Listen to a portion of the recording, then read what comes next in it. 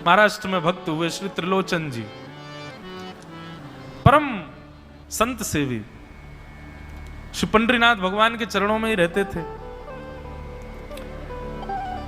पति पत्नी दोनों निवास करते थे, उनके कोई संतान नहीं थी, तो इसलिए उन्होंने जीवन भर क्या नियम अपनाया कि जो भी धन आदि उनके पास था, जो भी वैभव था, उन्होंने वो पंढरपुर आने वाले वैष्णवों की सेवा में खर्च करने का उसका मन बनाया कि यहां इतने दर्शनार्थी आते हैं, सबका भोजन प्रसादी सामग्री हमारे घर में बना करेगी। तो श्री त्रिलोचन जी पंढरपुर आने वाले दर्शनार्थियों को घर बुला करके प्रेम से भोजन पवाते थे, और जितने भी दर्शनार्थी दर्शन करके पंढरपुर से जाते थे वो अन्य संतों को कह देते, बोले कहां जा रहे हो? बोले पंढरपुर जा रहे हैं।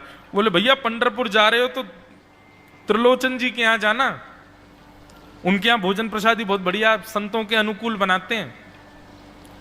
बड़ी ख्याति हो गई महाराज जी, अब तो जितनी भीड़ पंढरपुर विठल मंदिर में उतनी भीड़ त्रिलोचन जी के घर के बाहर संतों की, दर्शनार्थियों की, सब प्रसाद पाने के लिए जाते। त्रिलोचन जी और उनकी पत्नी बड़े प्रसन्न कि इतने संतों की सेवा हम कर पा रहे हैं, ये हमारा सौभाग्य है। धीरे धीरे दोनों वृद्ध अवस्था को प्राप्त हो गए। दोनों वृद्ध हो गए तो अब इतनी सामग्री बना नहीं पाते, कोई सेवक नहीं था, स्वयं बनाते थे पति पत्नी मिलकर के। अब तो ऐसा हो जाता, कभी कभी दाल लग जाती, जल जाती, रोटियां सेकते तो रोटियां जल जाती।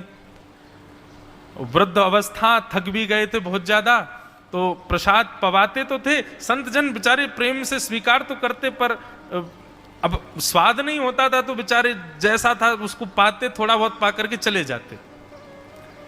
धीरे धीरे संतों का आगमन अब कम होने लगा। त्रिलोचन जी इस बात से बड़े परेशान हो गए, बोले भैया संत हमारे घर से आना बंद हो गए, हम क्या करें? तो श्री त्रिलोचन जी महाराज ने यमन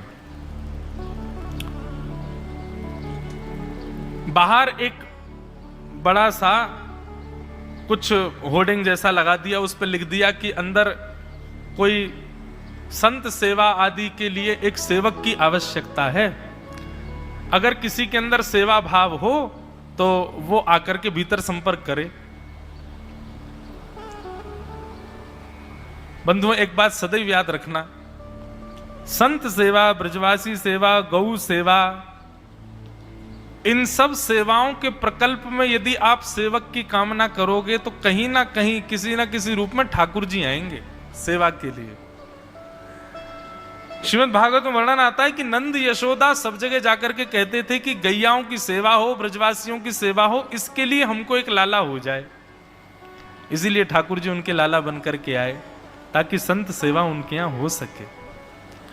त्रिलोचन जी ने बाहर लिख दिया कि भाई संत सेवा के लिए सेवक की आवश्यकता है, यदि कोई सेवा भावी सेवा करना चाहता है तो भीतर आके संपर्क करे। अब यह बोर्ड पढ़ लिया हमारे श्री पंडरीनाथ भगवान ने, और श्री विठल भगवान एक छोटे से बालक का रूप धारण करके त्रिलोचन जी के यहां पहुंच गए। त्रिलोचन जी के यहां पहुंचे, त्रिलोचन जी बैठे थे। बोले साहब जी, आपने बाहर लिख रखा है संत सेवा के लिए यदि कोई इच्छुक हो तो भीतर आके संपर्क करे, मुझे सेवा करनी है। त्रिलोचन जी और उनकी पत्नी देखें, बोले कितना छोटा सा बालक है, कितना प्यारा है, ये तुम्हारे माता पिता नहीं है?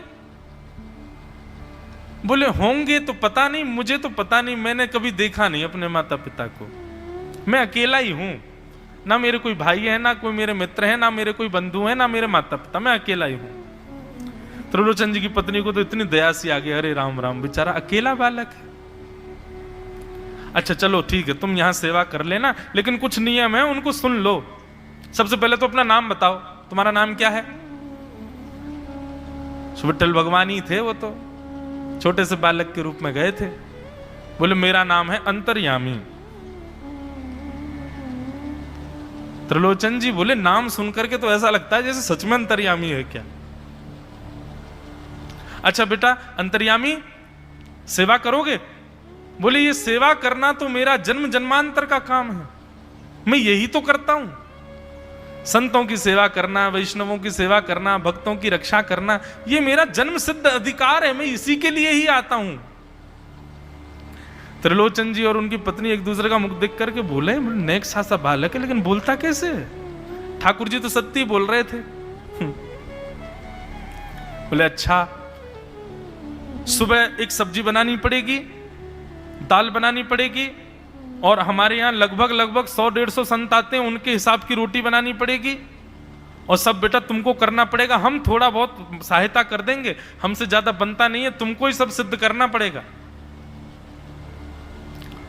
अंतर्यामी भगवान बोले बिल्कुल निश्चिंत रहो, हम खीर भी बनाएंगे, हम रबड़ी भी बनाएंगे, हम रायता भी बना दिया करेंगे, हम 2-4 सब्जी और बना दिया करेंगे। त्रिलोचन जी बोले नेक सा बालक, सब जानते हो तुम? बोले हाँ हमको सब आता है, दुनिया का कोई काम नहीं जो हमको नहीं आता हो, और सुनिए झाड़ू पोंछा बर्तन भी कर देंगे हम। त्रिलोचन जी तो बड़े खुश हो गए, बहुत बढ़िया सेवक मिला यार, ये तो सब काम करता है। लेकिन भगवान बोले लेकिन अब हमारी शर्त सुनो। त्रिलोचन जी बोले तुम्हारी भी शर्त है? बोले हाँ। क्या शर्त है भैया? बोले हमारी पहली शर्त यह है कि हम दुनिया को बना के खिलाएंगे, लेकिन हमको आपको बना के खिलाना पड़ेगा, हम अपने हाथ का बना नहीं पाते, हम आपके हाथ का बना। और ये वास्तविकता है, ठाकुर जी पूरी दुनिया को पवाते हैं, लेकिन स्वयं भक्त के हाथ से बना ही पाते हैं। स्वयं क्या पाएंगे?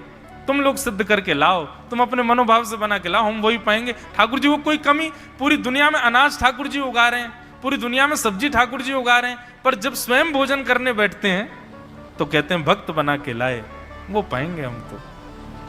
ठाकुर जी बोले हम सारे संतों को बना के पवाएंगे, लेकिन हम अपने हाथ का बना नहीं पाते, आपको हमारे लिए बनाना पड़ेगा। त्रिलोचन जी की पत्नी बोली छोटा सा बालक, इसका आधे हाथ का तो इसका पेट है, एक रोटी में झिक जाएगा ये, इसके लिए मैं बना दिया करूंगी। ठीक है लला, तू बिल्कुल चिंता मत करो, तुम्हारे लिए भोजन हम बना दिया करेंगे। हमारी एक शर्त और सुन लीजिए। बोले क्या? हम कितना भी खाएं हमको टोकना नहीं कभी कि इतना क्यों खा रहे हो। त्रिलोचन जी बोले भैया हम क्यों टोकेंगे, तुम बढ़िया 2-3 रोटी खा लिया करना। बोले 2-3 रोटी तो हमारी दाढ़ में छुप जाती है कहीं पर, हम तो प्रेम से पाते हैं। बस आप लोग ये नियम याद रखना, आप कभी ये मत कहना कि इतना क्यों खा रहे हो। और सुनिए एक बात, अगर हमारे सामने कही तो अपराध बनेगा ही, आपका नियम टूटेगा ही। किसी और से जाकर के यदि आपने कह दिया कि बहुत खाता है, क्या बताएं, तो हम उसी दिन अंतर ध्यान हो जाएंगे, उसी दिन आपका घर छोड़ के चले जाएंगे, फिर दूरते रहना सेवक। त्रिलोचन जी बोले हम क्यों कहेंगे भैया, हम तो कभी नहीं कहेंगे, हम दोनों तुमको वचन देते हैं, तुम प्रेम से रहो, सबका सेवा करो, हम कभी नहीं कहेंगे कि इतना खाता है। भगवान बोले तो ठीक है, फिर कल से सेवा शुरू। अगले दिन महाराज त्रिलोचन जी और पत्नी उठे सवेरे ब्रह्म मुहूर्त में, देखा तो महाराज भीतर ही ठाकुर जी बढ़िया अपनी कमर कस करके, सिर पर ढांटा बांध करके, मुंह पर कपड़ा लगा करके, और कढ़ाई में लिए चला रहे हैं, बना रहे हैं दाल। एक हाथ से दाल बना रहे हैं, फिर दौड़ के जाते हैं दूसरी कढ़ाई पे, वहां पर खीर बना रहे हैं, फिर कहीं जाते हैं वहां पूड़ी उछाल करके धर रहे हैं। त्रिलोचन जी और उनकी पत्नी देख रहे खड़े खड़े, अकेले ठाकुर जी सब बना रहे हैं, नेक सा बालक।